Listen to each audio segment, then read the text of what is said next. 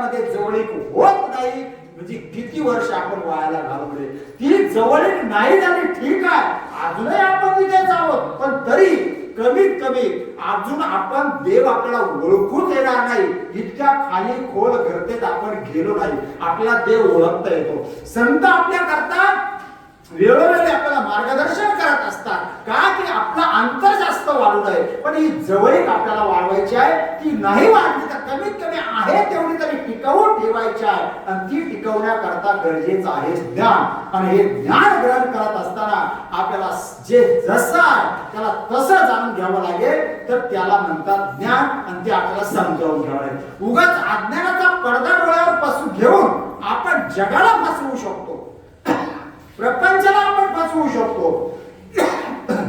पण एक ना एक वेळ अशी येते की आपलं खरं स्वरूप प्रकट झाल्याशिवाय राहत नाही. सर्वज्ञ श्री चक्रधर स्वामी सांगतात सत्य अर्थ हा निश्चितप्रमाणे प्रकट होतो.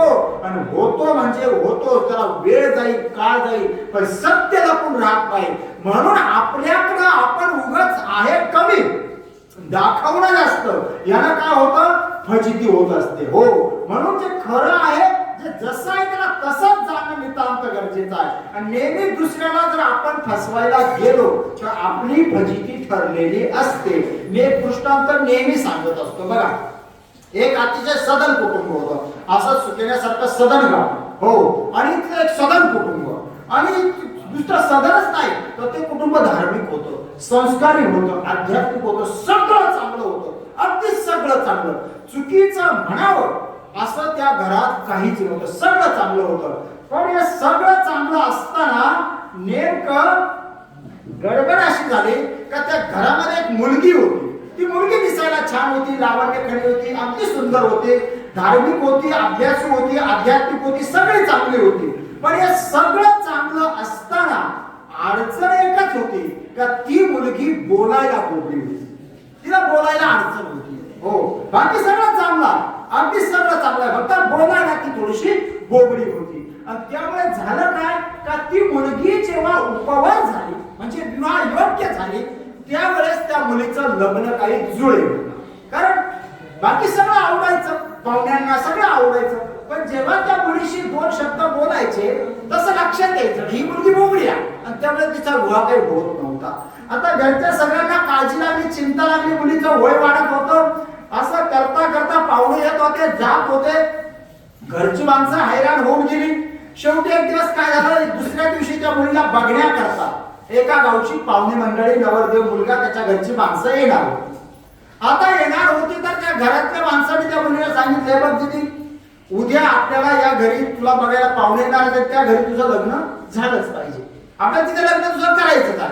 ती म्हणजे माझी काहीच अडचण नाही, मी तयार आहे. तुम्ही जेव्हा म्हणशाल, ज्याच्या बरोबर म्हणशाल, जसं म्हणशाल, जिथे म्हणसाल, मी लग्न करायला तयार आहे, माझी काहीच हरकत नाहीये. ते म्हणतात हरकत तुझी नाही, अडचण तुझी नाही, अडचण तुझ्या बोलण्याची आहे. तू बोलली का समोरून नकार येतो, म्हणजे आता काय करू, म्हणजे एक कर, उद्या ती मंडळी आली की तू फक्त काही बोलायचं नाही. ती म्हणे अहो त्यांनी काय विचारलं तर, म्हणजे ते आमच्या आम्ही बघून घेऊ, फक्त तू बोलू नको. म्हणजे किती वेळा बोलायचं नाही, म्हणजे जोपर्यंत तू लग्न करून त्यांच्या घरी प्रवेश करत नाही तोपर्यंत तू बोलायचं नाही. एकदा दोनाचे चार झाले की पुढचं आम्ही बघून घेऊ, तू चिंता करू नको, फक्त तू बोलू नको. ते म्हणे ठीक आहे, नाही बोलणार. दुसऱ्या दिवशी पाहुणे मंडळी आली, नवरदेव मुलगाही आला, सगळे आले. आता मीठ मिरची कांदा लिंबू पोहे काय असेल ते सगळं झालं, चहा पाणी झाला, आणि आता मुलगी बघण्याचा कार्यक्रम सुरू झाला, नाही का. मग आता ते पाट बांधला, त्याच्यावर ते पान सुपारी ठेवली, मग ती मुलगी हातामध्ये पाण्याचा गडवा तांबे घेऊन आली, पाटावर बसली. मग मुलाकडचे एक ज्येष्ठ सद्ग्रस्त कोणीतरी उठले, त्यांनी ते मुलाच्या वडिलांनी 500 रुपयाची नोट काढली, त्याच्याकडे दिली. त्याच्याकडे नसते ते पैसे, जो पाहायला बसतो ना त्याच्याकडे पैसे नसतात, ते मुलाच्या मुलीच्या बापाचे असतात. तर ते पैसे दिले आणि तो बसला. आता बसल्यानंतर पहिला प्रश्न त्याने विचारला, म्हणजे दीदी तुझं नाव काय? आता तिला बोलायचं नाही, तिला ठरवलं बोलायचं नाही, ती गप्प बसली. त्याला वाटलं तिला ऐकायला गेलं नाही, म्हणून जोरात विचारलं, अगं दीदी तुझं नाव काय? मग पटकन त्या मुलीकडचे एक सद्ग्रस्त उठले आणि त्यांनी सांगितलं, अहो तुम्ही आमच्या मुलीला बघायला येणार होता आणि काल रात्री आमच्या घरामध्ये बैठक झाली, चर्चा झाली तुमच्याबद्दल सगळं, आणि आमच्या मुलीला तुमचं घर खूप आवडलं, तुम्ही माणसं खूप आवडलं, तुमचा मुलगाही आवडला म्हणे मग त्या मुलीने असं देवाला नवस केलाय का जोपर्यंत मी लग्न करून यांच्या घरी प्रवेश करत नाही तोपर्यंत मी मौन व्रत धारण करणार आहे, मी बोलणार नाही, असा देवाला नवस केला. आता बरं वाटलं त्या समर्थनाचं, धार्मिक मुलगा तर चांगली गोष्ट आहे. असं जर असेल तर आमच्या मुलाला सुद्धा आम्ही असाच नवस करायला सांगतो की जोपर्यंत तू हिला घेऊन आपल्या घरी येत नाही तोपर्यंत आमचा मुलगा सुद्धा तोपर्यंत मौनच धारण करेल, तो सुद्धा बोलणार नाही. आता मग सगळं चांगलं झालं ना, प्रश्न सगळेच मिटले नाही का, सगळे प्रश्न मिटले. मग आता लग्न ठरलं, बसता फाटला, सगळे साखरपुडे काय असेल तसं सगळे सोहळे पार पडले. अगदी लग्नाचा दिवसही उगवला. लग्नाचा दिवस उगवल्यानंतर लग्नही लागलं. मग बाकीचे पंक्ती उठल्या, पाहुणे मंडळी परतीच्या प्रवासाला लागले, बरेच सगळे जण गेले आणि आता मुलगी वाट लावण्याचा कार्यक्रम राहिला. आणि तो मुलगी वाट लावण्याच्या अगोदर शेवटचा विधी असतो कोणता, फळ गाठण्याचा, बरोबर आहे की ना. ते फळ भरून कन्यादान करून ते वाट लावत असतात. मग आता त्यावेळेस फक्त घरातली अतिशय जवळची माणसं शिल्लक असतात हॉलमध्ये. मग आता ते गुरुजी बसले, नवरदेव नवरी शेजारी बसले, बाकीचे माणसं गोल रिंगण करून उभे, कोण बाजूला उभे आणि असं करतात. गुरुजी पूजा करतोय, पाणी टाका, हळद टाका, काय होतं ते चालू होतं. ते चालू असताना हे सगळं व्यवस्थित चालू होतं. पण हे सगळं चालू असताना कुठून तरी एक किडा उडत उडत आला आणि तो त्या नवरदेवाच्या फेट्यावर बसला. नवरदेवाच्या फेट्यावर बसला. आता बाकी कुणाला दिसण्याचा प्रश्नच नव्हता, बाकी सगळ्यात दूर होते. पण ती मुलगी शेजारी बसलेली होती, तिला तो किडा दिसला आणि तिला एक वेळ वाटलं की याला सांगावं की तुझ्या फेट्यावर किडा आहे, त्याला हाकल, तो विषारी किडा आहे, पण बोलायचं नाही. तिचा नाईलाज झाला. त्याशी किरपी बघायची, गप्प बसायची, इकडे गुरुजी सांगायचं तसं तिचा कार्यक्रम चालू होता. पण आता तो किडा आणि किडा हा शांत बसत नाही, तो वळवळ करतो. त्याला कुठेही नेऊन टाका, शेणात नेऊन टाका तर तो वळवळ करणार आहे, पाण्यात नेऊन टाका तर तो वळवळ करतो, तो शांत राहत नाही. तो किडा तो लागला वळवळ करायला. बरं, तो अशी वळवळ त्याने अशी केली, तो किडा असा खाली खाली सरकायला लागला, खाली कानाकडे. आणि आता तिला भीती वाटली, हा विषारी किडा आहे आणि हा जर याच्या कानात गेला, याला चावला, त्याला त्रास होईल. पण आता करावं काय, बोलायची परवानगी नाहीये, बोलायचं नाहीये, म्हणून ती शांत आहे. तो किडा काही शांत नाही आणि हिचा संयम सुटला. तो किडा कानापर्यंत आला, तशी जोरात ओरडली, आओ किडा किडा किडा. आता ती बोबडी होती ना बोलायला, तिला किडा किडा म्हणायचं होतं, पण ती म्हणते किडा किडा किडा. जशी किडा किडा म्हणते सगळे एकमेकाकडे बघायला लागले आणि एकमेकाकडे बघत असताना ती जशी म्हटली किडा किडा किडा, तो नवरदेव असा घाबरून उठला आणि तोही म्हटला तुताय तुताय तुताय. तोही बोबडाच होता. ज्ञान जे गरजेचं आहे ना, हे आवरण जे आपण डुप्लिकेट पणाचं डोळ्यावर पांघरून ते जगाला फसवण्याकरता निघतो, याने आपला हेतू साध्य होत नाही, आपली सुद्धा फजिती होते म्हणजे होते. आणि म्हणून अध्यात्मामधली पहिली अट सर्वत्र श्री चक्रधर स्वामींनी सांगितली का जे जसं आहे ना त्याला तसं जाणा.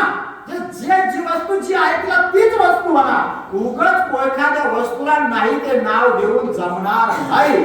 ते सत्य जे आहे ते आपल्याला समजावून घ्यावं लागेल आणि अध्यात्मामध्ये तेच आहे. आणि याकरता सर्वत्र श्री चक्रधर स्वामींनी आपल्या परिवाराला सुद्धा या गोष्टीची वेळोवेळी जाणीव करून दिली.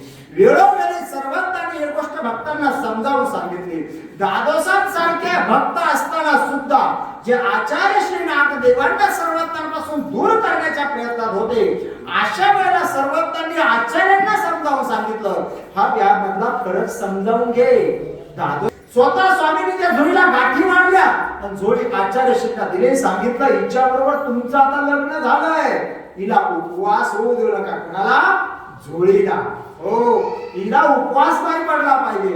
गेले आचार्य मोठ्या आनंदामध्ये भिक्षा मागितली आणि ती भिक्षा कशी येणार आहे?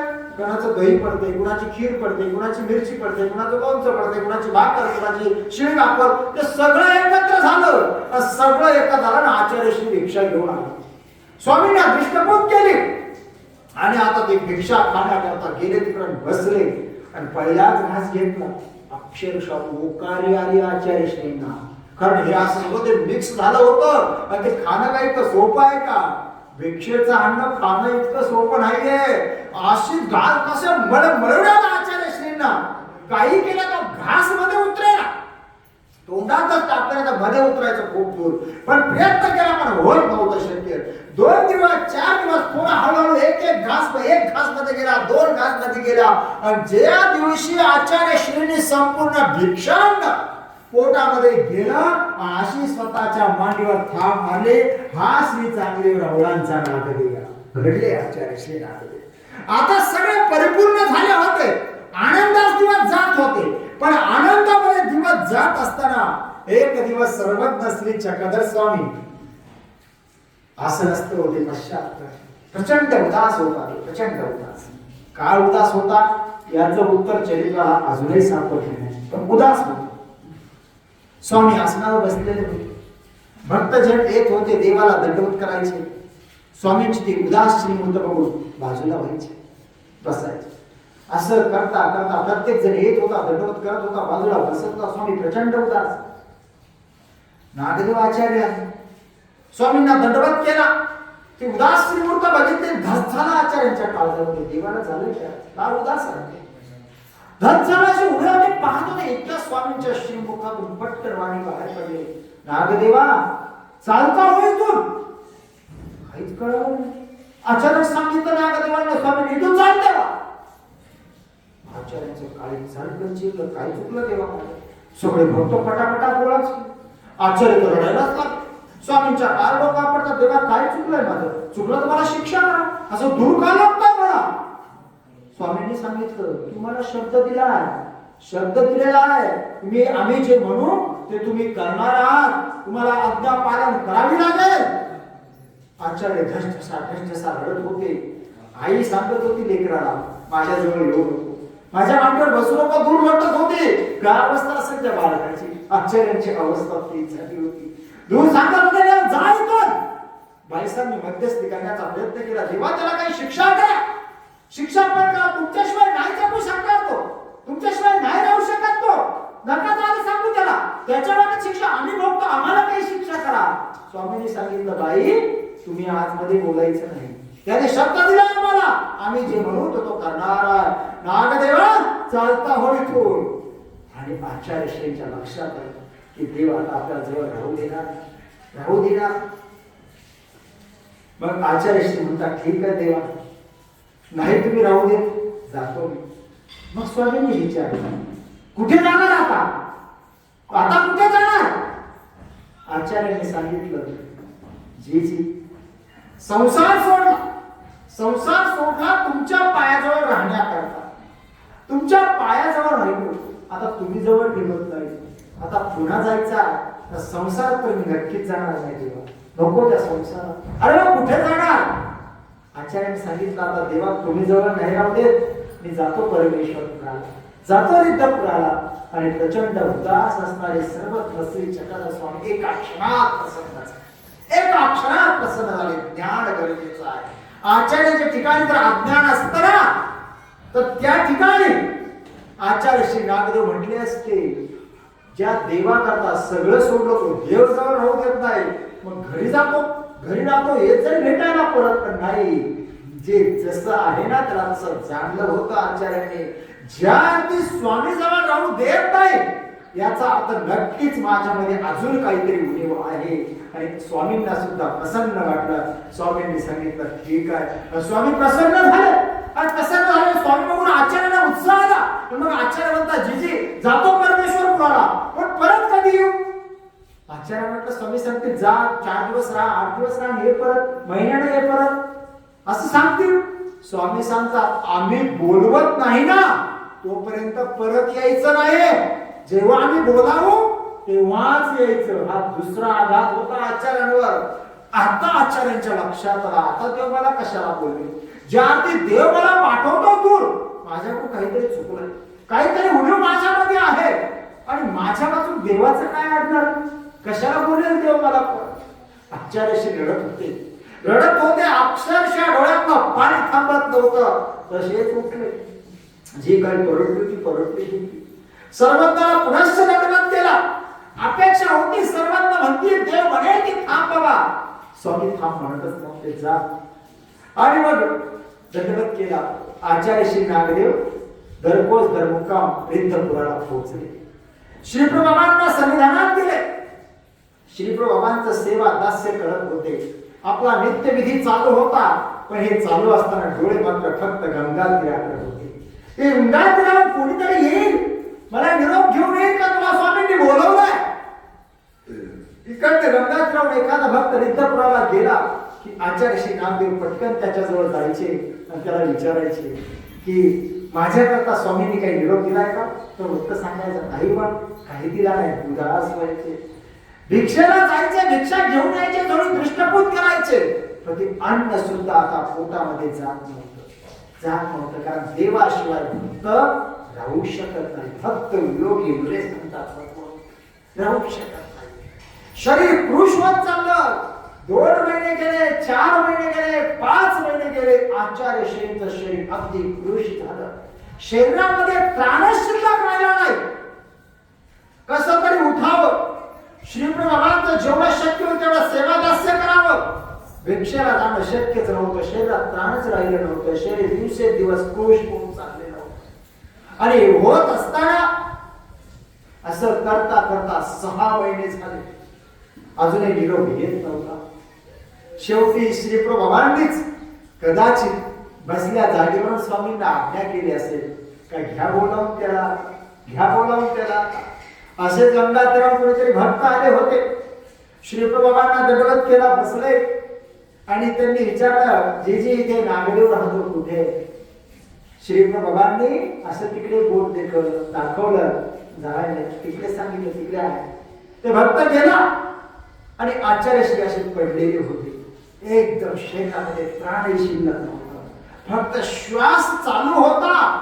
म्हणून आचार्य जिवंत होते. जिवंतपणाचं एकच लक्षण आचार्य श्रींचं होतं, श्वास चालू होता, बाकी डोळे सुद्धा उघडत नव्हते. तो भक्त गेला, त्याने आचार्य श्रींना हलवलं. आचार्य श्रींचा प्रतिसाद काहीच नाही, काहीच प्रतिसाद येत नव्हता. तो भक्त घाबरला. श्रीप्रभूंना सांगितलं, जी तो आचार्य नागदेव असा पडलेला. श्रीप्रभूंनी सांगितलं, जाऊन सांगा नामदेवरावांना नागदेवाची परिस्थिती कशी आहे, जाऊन सांगा, घ्या त्याला बोलावून जाता. तो भक्त, त्याला जेवढी ताकद त्याच्यामध्ये होती तेवढ्या ताकदीने नुसता पळत सुटला, पळत सुटला, पळत सुटला आणि करत करत करत तो पैठणला पोहोचला. त्यावेळेस स्वामींचा मुक्काम पैठणला. स्वामींची श्रीमूर्ती दिसली, जसे आले संपूर्ण शरीर स्वामींच्या श्रीचरणावर झोकवून दिलं. देवाने असं अलगद नागदेवाचार्याला वर घेतलं, स्वतःच्या छातीला लावलं. देवाने मिठी मारली, आलिंगन दिलं आचार्य श्री नागदेवांना. जसा आचार्य श्री नागदेव रडत होते, सगळे भक्त रडत होते. स्वामींनी शांत केलं आचार्य श्रींना, हाताला धरलं. चला, आचार्य म्हणतात, येतो देवा, आता तुमच्या जवळ येतो, तुमच्या जवळ येतो, पण मला एक शब्द द्या ना. इथून पुढे माझं काही चुकलं, मी जीवाय चुकणार आहे. चुकलं तरी मला शिक्षा करा, जी पाहिजे ती शिक्षा करा, फक्त तुमच्यापासून दूर जायला सांगू नका मला. देवाने सांगितलं, नाही रे, आता तुला दूर पाठवणार नाही. मग बाईसांनी मध्ये आणलं, सरळ स्वतः क्षेम वार्ता झाली, श्रम परिहार झाला. आणि मग बाकीच्या भक्तांनी देवाला विचारलं की, देवा, तुम्ही नागदेवाला दूर पाठवलं, 6 महिने झाले. या 6 महिन्यामध्ये तुम्ही सुद्धा उदास होतात, तुम्ही सुद्धा आचार्याशिवाय थोडं उदास होतात, आचार्य नागदेवांची वाट बघत होतात. आणि पुन्हा ते आले, त्यांना बोलावणं घेतलं, संध्याकाळ ठेवण्याचा शब्दही दिला. मग देवा, पाठवलंच कशा, पाठवलंच कशा. त्यावेळेस देवाने सांगितलं, ते गरजेचं होतं, कारण अजून आचार्य श्री नागदेवांच्या खांद्यावर आम्हाला या परमार्गाची धुरा द्यायची आहे. तो खांदा अजून तितका मजबूत झालेला नव्हता.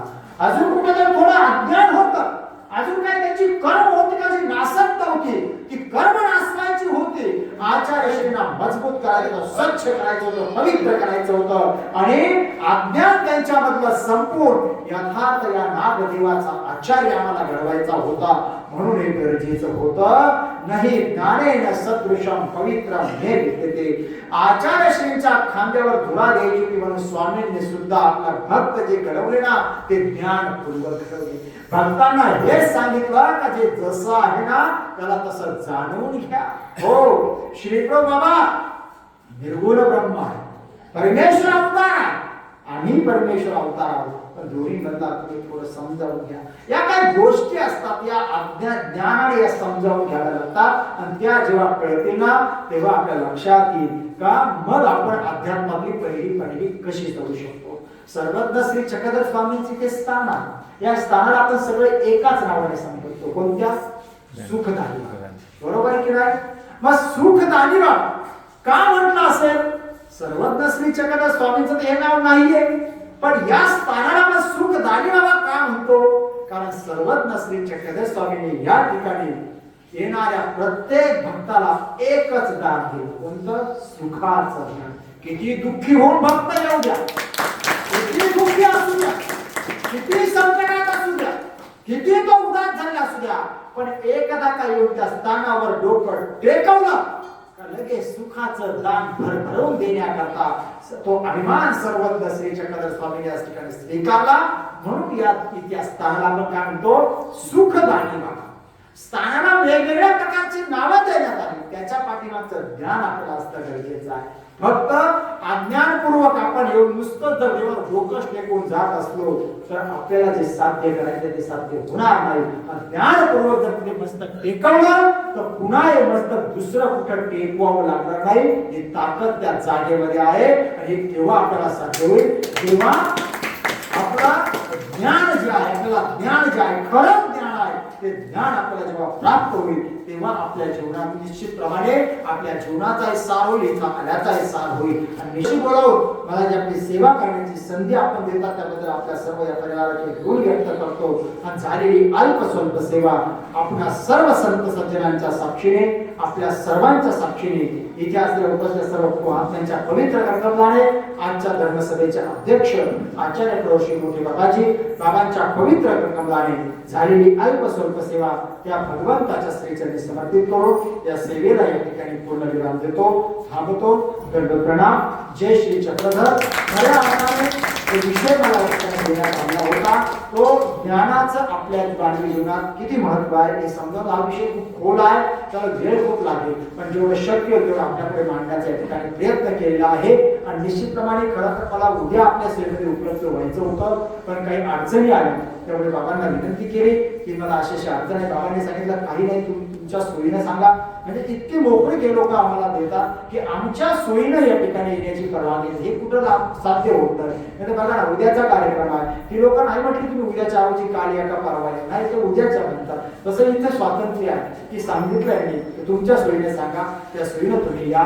आणि निश्चितप्रमाणे हा जे प्रेम आहे हे प्रेम अखंड लाभावं, सुखदानी बाबाची कृपा लाभावी, इतकंच या ठिकाणी या संतांना प्रार्थना करतो. आम्ही थांबतो. सर्वज्ञ श्री चक्रधर स्वामी की जय. जो विषयाला अनुसरून आपल्या पूर्वजांनी खूप चांगल्या पद्धतीने सोप्या भाषेत संपवलं. परमेश्वराशिवाय जीव राहू शकत नाही. नागदेवाचार्यांच्या आपण चरित्राचं वाचलं, अक्षरशः आपल्या डोळ्यामध्ये पाणी.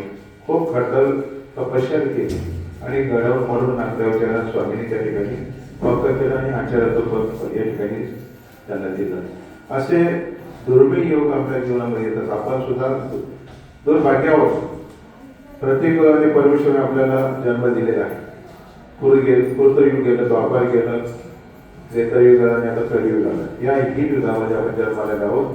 प्रत्यक्ष परमेश्वराचं सन्निधान ज्या भक्तांना लाभलं या कलियुगाच्या आरंभी, ते परमेश्वराच्या सन्निधानात राहून आपलं योग, आपलं साधना, आपले जीवनाचं सार्थक त्या ठिकाणी करून घेत आहे. आपण सुद्धा या निमित्ताने आलेल्या संत मंतांच्या माध्यमातून विचारातून आपलं योगदान देऊ, आपण आत्मसात करावं आणि आपल्या जीवनाचा कसा उद्धार होईल पाहिजे आपण सर्व विचार करावा. असो, बाबांनी या ठिकाणी आपली 1 तास या ठिकाणी सेवा दिली आहे, त्याबद्दल बाबांचे या संयोजकाचे होते मंदिराचे बाबांचे ऋण व्यक्त करतो.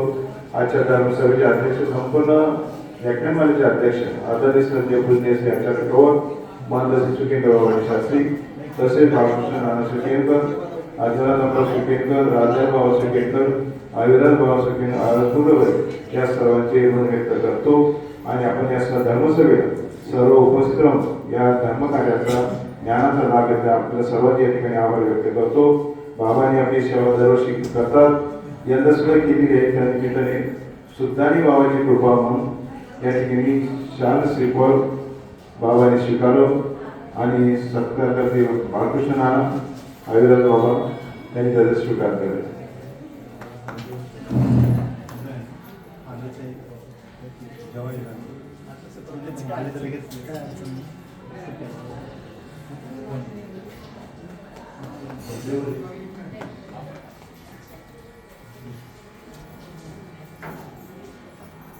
भगवान श्री चक्रधर स्वामी जय.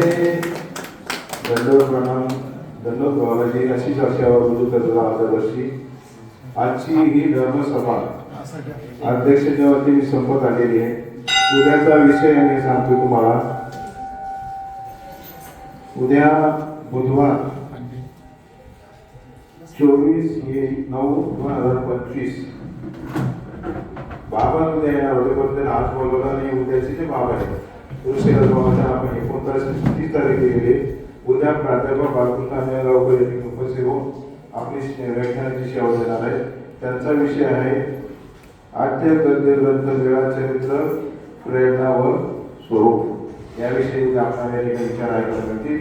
असं आपण 9 दिवसा ठिकाणी उपस्थित आहोत आणि या धर्मसभेत ज्ञानाचा आपण सभा ही अपेक्षा व्यक्त करतो. आजची धर्म सफली अशी अपेक्षा तयारी करतो. जय श्री चक्रधर. जय मानव. दंडवत प्रणाम.